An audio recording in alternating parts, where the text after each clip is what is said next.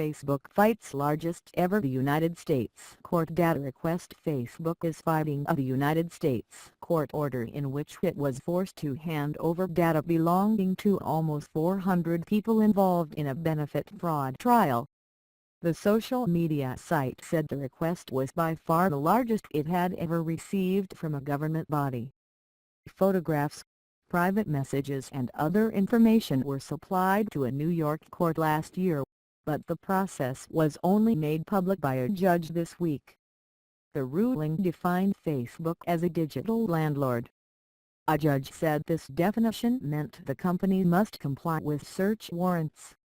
The original case investigated fraudulent claimants of the United States federal disability benefits, whose Facebook accounts apparently showed that they were in fact healthy. The web giant was ordered to hand over information from the 381 accounts, which the court said contained evidence of criminality. After an appeal was denied, Facebook complied with the request but protested that it violated the Fourth Amendment of the United States Constitution, which protects against unreasonable searches and seizures. Facebook also voiced concerns about the lack of day restrictions on the warrant, which it argued allowed the United States government to keep the data indefinitely, and the range of data requested, which it said would contain private material which bore no relation to the trial.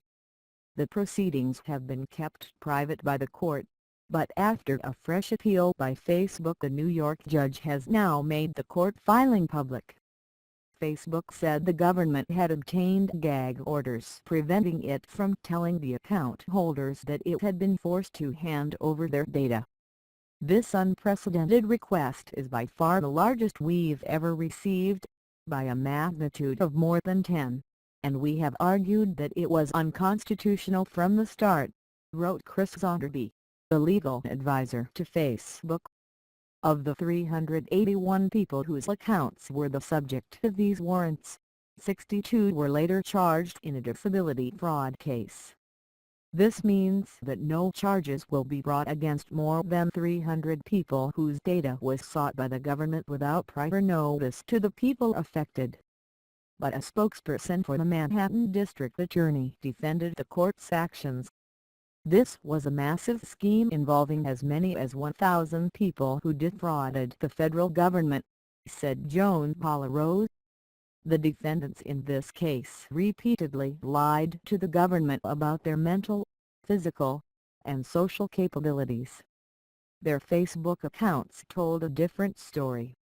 In a summation of the legal justification for the court's decision, the judge wrote, Facebook could best be described as a digital landlord, the virtual custodian or storage facility for millions of tenant users and their information. Hence, the search warrants authorize the search and seizure of digital information contained within the Facebook server.